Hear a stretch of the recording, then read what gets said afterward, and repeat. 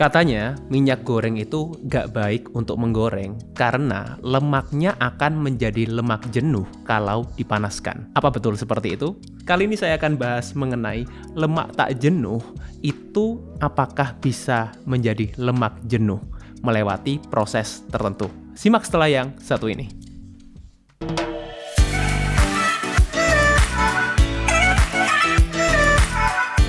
Oke, jadi sebelum masuk ke materinya, saya akan intro dulu, saya perkenalkan dulu yang ada di meja ini, Healthy Cook. Jadi Healthy Cook ini adalah provider makanan sehat yang berdomisili di Surabaya. Jadi ada cateringnya, juga ada cemilan-cemilan sehatnya juga. Spesialisasinya Healthy Cook ini adalah personalized healthy catering.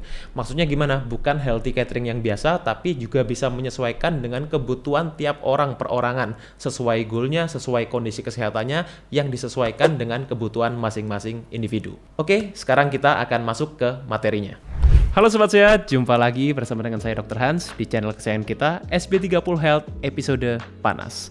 Panduan nutrisi tanpa sensor. Dan kali ini saya akan share suatu topik yang mungkin banyak sekali ditanyakan ke saya dan mungkin juga jadi salah satu pertanyaannya Sobat Sehat di rumah, dimanapun ya, mengenai perubahan dari lemak tak jenuh menjadi lemak jenuh. Dan ini biasanya seringkali dikaitkan dengan proses memasak atau proses pengolahan makanan. Banyak orang berpikir sini, apakah betul dok, lemak tak jenuh itu ketika dipanaskan dengan proses memasak apapun, itu bisa menjadi lemak jenuh dan nggak baik untuk kesehatan. Nah ya, karena apa? Karena selama ini selalu dikaitkan lemak tak jenuh itu adalah lemak baik, lemak jenuh itu adalah lemak yang nggak baik atau lemak jahat, simpelnya seperti itu. Oke, kita akan bahas mengenai apa betul sih lemak tak jenuh ini akan menjadi lemak jenuh kalau dipanaskan. Pertama, sebelum kita membahas mengenai lemak tak jenuh, lemak jenuh dan lain-lain, kita perlu tahu dulu bahwa lemak tubuh dan lemak makanan itu adalah dua hal yang berbeda. Mungkin beberapa kali saya sudah sebutkan di video-video saya sebelumnya. Buat Sobat Sehat yang sering atau sudah lama mengikuti saya di channel ini, pasti tahu saya beberapa kali menyebutkan antara lemak tubuh dan lemak makanan. Ini dua hal yang perlu kita bedakan. Di sini saya akan singgung sedikit lagi karena kita topik kali ini membahas soal lemak. Jadi saya rasa ini penting untuk kita ketahui di awal. Bahwa lemak tubuh itu yang selama ini kita beberapa kali mungkin cek dengan alat-alat pengukur. Kemudian kita tahu, oh ternyata body fat saya sekian dok. Body fat saya normal nggak? Body fat saya baik nggak? Untuk orang-orang yang sudah mulai paham ya mengenai komposisi tubuh. Jadi bukan cuma bicara mengenai berat badan. Nah, lemak tubuh itu contohnya apa? Seperti lemak subkutan. Nah, lemak subkutan lemak di bawah kulit. Kemudian lemak visceral. Nah, ini yang sering kali dikaitkan dengan masalah-masalah kesehatan ya, masalah-masalah metabolik, diabetes, fatty liver dan lain-lain. Jadi lemak visceral ini memang lemak yang sudah membungkus organ di jantung ya, kemudian di usus dan lain-lain. Kemudian juga ada yang namanya lemak intramuskular. Nah, ini lemak di dalam otot yang tujuannya juga sebetulnya baik. Jadi tidak semua lemak itu buruk atau dalam arti tidak punya fungsinya. Jadi tergantung lokasinya di mana, kemudian jumlahnya berapa, itu ya, itu yang menentukan lemak tubuh. Nah, sedangkan lemak makanan selama ini kan kita tahu, oh lemak makanan itu kan juga macam-macam dok. Nah, simpelnya saya akan bagi menjadi lemak hewani dan lemak nabati. Yang dua-duanya ini juga punya tipe-tipenya tersendiri lagi nanti yang akan saya bahas setelah ini. Nah, maksudnya seperti apa? Nah, di sini ya. Jadi saya ingin di video kali ini kita lebih fokus membahas mengenai yang namanya lemak makanan. Nah, jadi untuk lemak tubuh next time atau mungkin Sobat Sehat juga bisa tonton video-video saya yang lain yang sudah membahas mengenai bahaya lemak tubuh yang berlebihan yang kita kaitkan dengan body fat, kemudian masalah-masalah metabolik. Sedangkan jenis lemak makanan sendiri, di sini saya akan berikan 3 contoh lemak makanan yang cukup populer yang mungkin selama ini Sobat Sehat berpikir, oh ternyata lemak makanan itu yang membedakan lemak tak jenuh ya, kemudian lemak tak jenuh ganda dan lemak jenuh itu yang membedakan apa sih?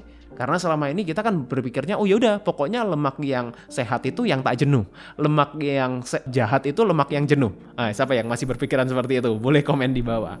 Nah, jadi sebetulnya yang membedakan antara lemak tak jenuh tunggal atau yang ini ya yang monounsaturated fat dan polyunsaturated fat. Yang membedakan apa sih? Yang membedakan itu adalah ikatan gandanya. Jadi kalau kita berbicara mengenai lemak itu dia terdiri dari senyawa karbon, hidrogen, dan oksigen. Itu ya sama dengan sebetulnya pembentuknya sama dengan karbohidrat C, H, dan O. Kalau protein ada tambahannya nitrogen N, itu bedanya di situ. Nah, sedangkan kalau kita berbicara mengenai saturated atau lemak jenuh, dia tidak ada ikatan gandanya. Tidak ada double bind-nya. Kalau kita bicara di sini ya, namanya double bind. Jadi nggak ada double bind-nya yang namanya lemak jenuh. Jadi apakah selama ini Sobat Sehat berpikir, oh ternyata yang membedakan bukan masalah jahat atau baiknya, tapi yang membedakan antara lemak tak jenuh, lemak jenuh, itu yang membedakan kemudian adalah lemak tak jenuh ganda. Yang membedakan sebetulnya hanya ikatannya saja, ya, hanya struktur kimianya yang membedakan. Nah, berarti selama ini salah dong dok. Kalau kita itu berpikir lemak tak jenuh itu jahat, lemak tak jenuh itu baik, kemudian lemak jenuh itu jahat. Itu. Nah, kita akan bahas ya. Sebetulnya apa sih jahat, baik itu apa sih yang membedakan? Nah, sebelumnya kita perlu tahu dulu contoh-contohnya supaya lebih relate ya, supaya Sobat Sehat juga tahu. Oh, ternyata yang dikatakan lemak tak jenuh tunggal itu contohnya makanannya apa aja. Di sini saya berikan ya. Jadi lemak tak jenuh tunggal meskipun gini, makanan-makanan yang alami itu selalu mengandung lemak, jenis-jenis lemaknya itu tidak hanya satu. Jadi ketika saya bilang, oh lemak tak jenuh tunggal itu contohnya ada di alpukat, kemudian ada di kacang almond, kemudian ada di minyak zaitun. Di sini ini minyak zaitun ya. Nah, bukan berarti minyak zaitun, alpukat, dan almond itu hanya mengandung lemak tak jenuh tunggal aja, tapi komposisinya paling banyak adalah itu. Nah, kemudian kita lihat di sini lemak tak jenuh ganda. Contohnya apa? Contohnya ikan laut di sini ya, salmon. Tapi jangan hanya berpikir cuma salmon yang mengandung lemak tak jenuh ganda, bukan. Ikan-ikan laut yang lain pun ya seperti tuna, kemudian kerapu, kemudian bawal, kemudian cakalang, ikan sukang, ikan sebelah dan lain-lain itu pun juga mengandung lemak tak jenuh ganda. Itu yang kita katakan selama ini omega 3. Jadi omega 3 itu adalah lemak tak jenuh ganda itu ya. Kemudian di sini ada juga beberapa minyak-minyak yang selama ini dikatakan ya minyak sayur. Jadi minyak canola, minyak jagung, minyak kedelai, kandungannya bukan lemak tak jenuh tunggal, berbeda dengan minyak zaitun tadi, tapi mengandung lemak tak jenuh ganda. Nah, inilah yang selama ini digadang-gadang dikatakan, oh ini lemak sehat. Karena apa? Karena isinya lemak tak jenuh. Tapi apakah benar seperti itu? Nanti kita akan bahas. Jadi ini contoh-contohnya lemak tak jenuh ganda itu ini contohnya. Kemudian apa bedanya dengan lemak jenuh dok? Nah ini ya, lemak jenuh itu contohnya seperti yang saya berikan di gambar ini. Daging-dagingan ya, terutama daging merah, kemudian kelapa, yang kita juga kenal produknya yang terkenal di Indonesia adalah santan, betul. Nah itu adalah lemak jenuh. Kemudian dairy product, entah itu keju, ya susu, kemudian juga telur, ya terutama bagian kuningnya. Nah inilah yang dikatakan selama ini, oh kita perlu menghindari lemak-lemak jenuh. Makanya yang dikatakan kalau kita menjadi plant based itu lebih sehat. Karena apa? Karena kita tidak konsumsi lemak-lemak jenuh. Itu ya. Nah, saya udah pernah bahas sebetulnya di sini mengenai lemak jenuh itu, Sobat Sehat bisa tonton. Cuma di sini saya ingin lebih menekankan mengenai proses pengolahan yang selama ini dikatakan proses pengolahan itu nggak baik, terutama ketika kita berbicara mengenai menggoreng ya.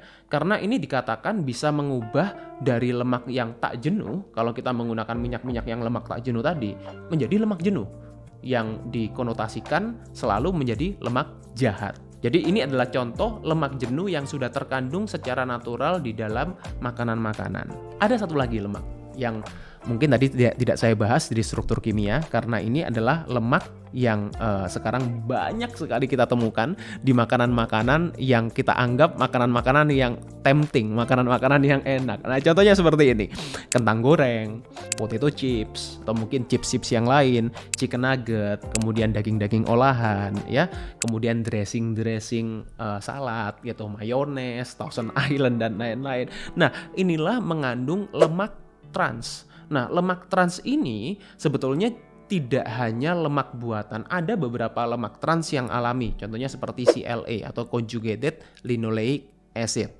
Nah, itu sebetulnya bukan lemak trans yang buatan gitu, tapi memang jarang ditemukan dan jumlahnya biasanya dalam jumlah yang sangat kecil. Kalau kita dapatkan di makanan-makanan yang natural, di daging sapi, daging kambing gitu. Tapi lemak trans yang saya ingin lebih tekankan di sini adalah lemak trans yang dia itu prosesnya dibuat secara industri, pabrikan, yaitu apa? Ditambahkan unsur hidrogen di dalamnya. Supaya apa? Supaya lebih stabil, tujuannya untuk itu. Supaya lebih stabil, supaya tahan lebih lama ya, supaya dalam arti nggak cepat basi, itu kemudian rasanya juga lebih gurih, lebih enak, itu lebih crispy kan seperti itu. Nah, itulah yang kita katakan lemak trans.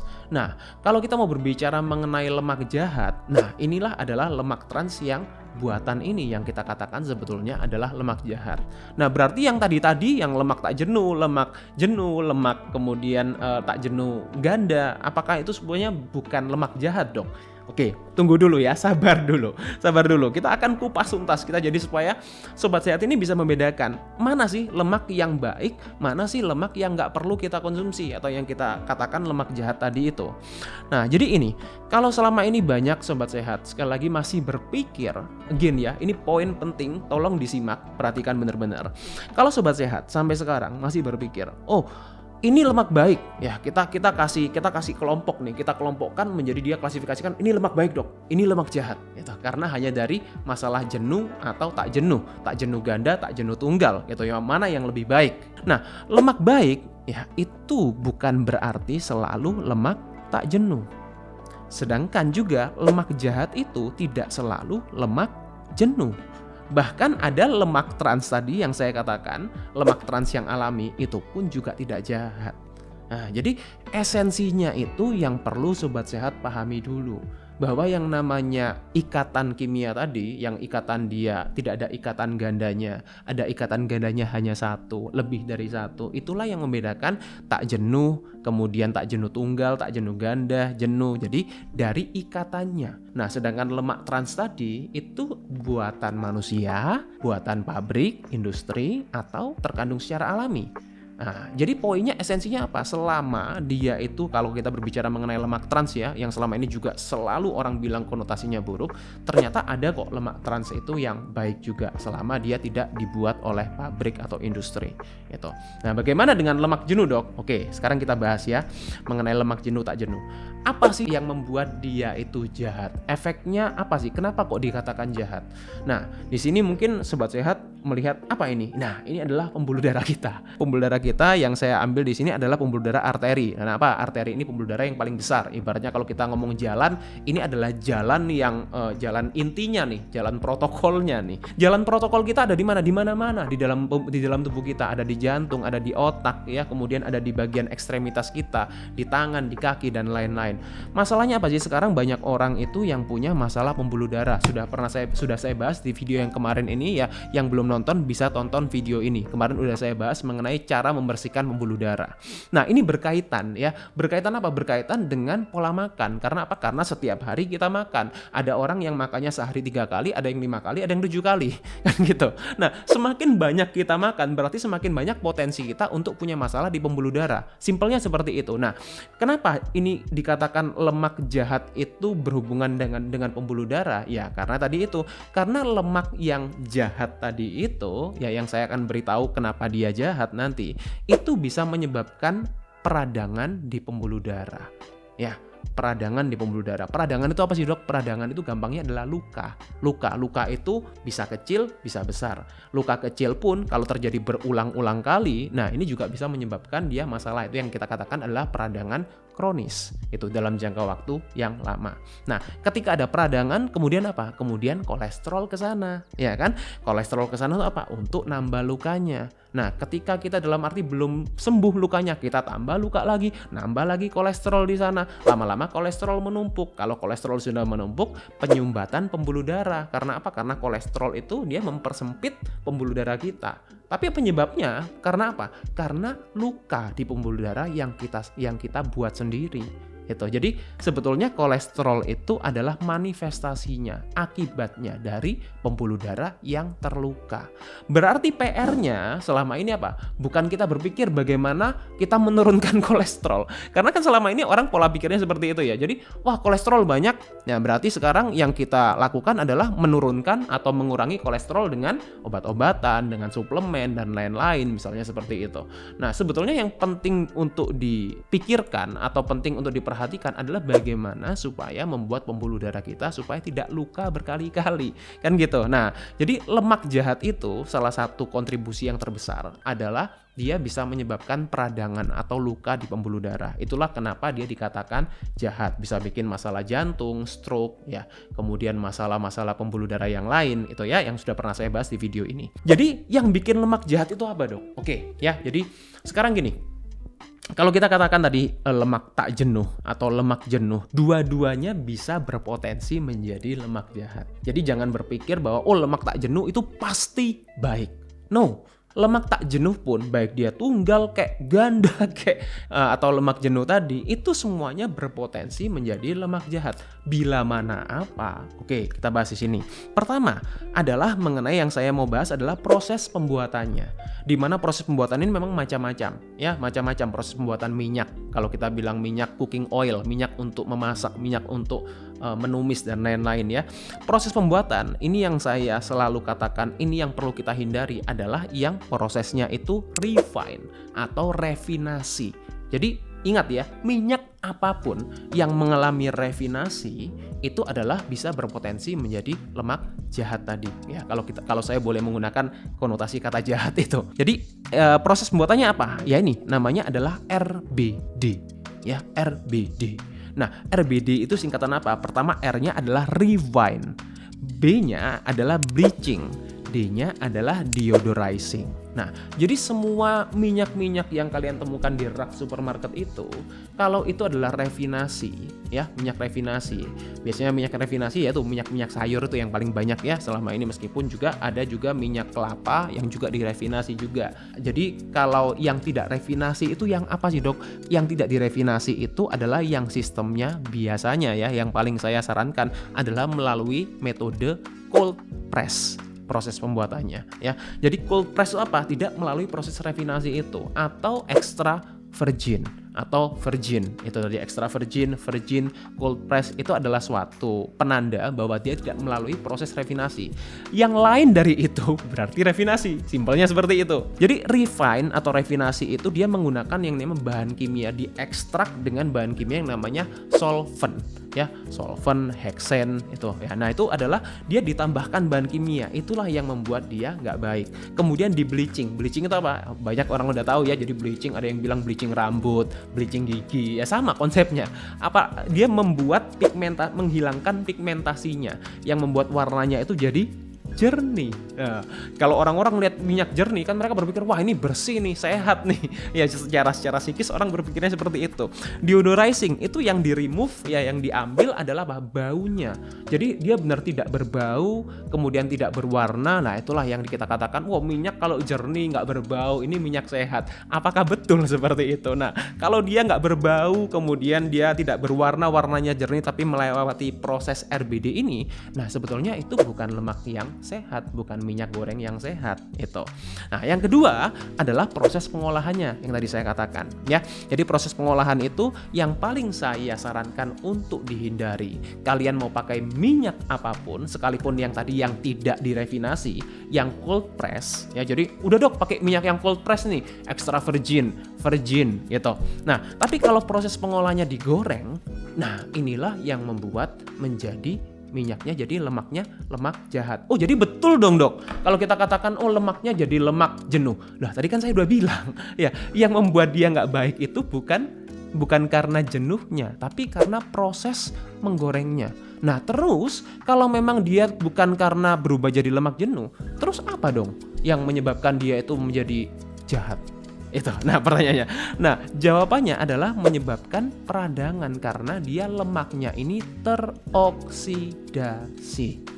Ya, itu. Jadi bukan lemak itu ketika dipanaskan dia berubah struktur, nggak bisa. lemak itu dia sangat-sangat solid, sangat-sangat kuat. Dia nggak bisa berubah strukturnya. Lemak tak jenuh ya jadilah tetap lemak tak jenuh. Lemak tak jenuh ganda tetap lemak tak jenuh ganda. Lemak jenuh tetap lemak jenuh. Jadi dia melewati proses pemanasan itu tidak bisa berubah struktur ikatan kimianya. Tapi yang bisa berubah apa? Adalah dia teroksidasi.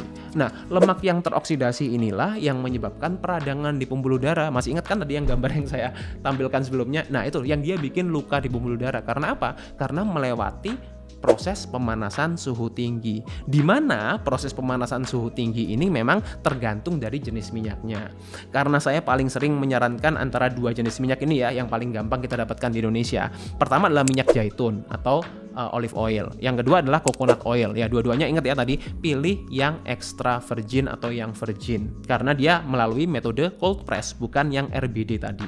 Nah, minyak zaitun itu saya sarankan tidak lebih dari 160 derajat Celcius. Sedangkan minyak kelapa dia bisa sedikit lebih tinggi, smoke point-nya itu 177 derajat Celcius. Nah, jadi mau masaknya pakai apapun ya, mau panggang, mau tumis, mau air fryer dan lain-lain, suhunya sekian. Itu yang saya sarankan, yang saya katakan bukan suhu tinggi. Nah, kenapa baik? Ya, kenapa kita katakan ada lemak baik? Yaitu lemak yang dikatakan baik itu adalah lemak yang membuat jantung kita sehat. Ya, ini ya jantungnya sehat, bisa lari gitu, bisa olahraga gitu jantungnya. Nah, inilah yang kita katakan kenapa lemak itu ya bisa dikatakan lemak baik ketika lemak ini membersihkan pembuluh darah kita, memberikan manfaat untuk tubuh kita, membuat jantung kita sehat, membuat otak kita sehat. Itulah yang dikatakan lemak baik. Jadi Sobat Sehat, sekali lagi ya, di sini saya ingin encourage, saya ingin ingatkan bahwa lemak itu bukan sesuatu yang perlu kita hindari, tapi kita perlu pahami ya, mana lemak yang perlu kita konsumsi, mana lemak yang tidak perlu kita konsumsi. Emang kenapa sih dok, kok harus konsumsi lemak? Kalau misalnya saya nggak konsumsi lemak, saya cuma konsumsi protein aja gimana? Protein bukannya lebih bagus ya dari lemak gitu? Atau saya konsumsi karbohidrat aja, supaya karbohidrat ini kan sumber energi. Lemak kayaknya nggak perlu lah dok, saya nggak perlu konsumsi lemak. Siapa tuh yang masih mikir seperti itu? Nah, karena itu saya ingin share bahwa sebetulnya lemak pun itu termasuk makronutrisi yang punya banyak sekali manfaat di dalam tubuh kita. Belum percaya? Oke, saya sebutkan 5 aja yang saya sebutkan di sini. Pertama, untuk penyerapan mikronutrisi ya. Jadi yang namanya mikronutrisi itu nutrisi dalam jumlah kecil tapi sangat diperlukan oleh tubuh kita. Jadi lemak itu bisa membantu penyerapan secara optimal vitamin A, vitamin D, vitamin E, vitamin K, dan juga beberapa mineral. Itu juga perlu lemak supaya dia bisa dimanfaatkan lebih baik. Kemudian yang kedua adalah untuk membentuk membran sel. Bayangkan di sel di dalam tubuh kita itu ada berapa? Ada triliunan ya di dalam tubuh kita, sel kita itu. Jadi kalau kita mau berbicara mengenai membran sel, itu membran apa? Adalah dinding sel. Jadi dia yang akan membantu menjaga kesehatan sel kita. Kemudian membentuk hormon, terutama adalah hormon seks, estrogen, kemudian testosteron, kemudian juga hormon stres kita di kelenjar adrenal yang namanya adalah hormon kortisol. Itu semuanya dibentuk oleh lemak juga. Kemudian juga menjaga kesehatan kulit, menjaga kesehatan rambut. Ya, kalau yang kulitnya kusem, rambutnya sering rontok, salah satunya juga penyebabnya kekurangan lemak baik. Dan juga sumber energi. Jadi bukan cuma karbohidrat sumber energi itu. Lemak pun bisa menjadi sumber energi. Kita ambil dari mana? Dari keton. Nah, ini adalah hasil dari metabolisme lemak. Jadi jangan berpikir, wah kalau kita mau mendapatkan energi itu cuma bisa dari karbohidrat. No, lemak pun juga bisa. Nah, jadi sekarang tipsnya gimana dok? Supaya kita bisa konsumsi lemak tapi tetap sehat. Nah, ini saya berikan 3 aja tipsnya buat sobat sehat yang sudah mantengin dari tadi ya.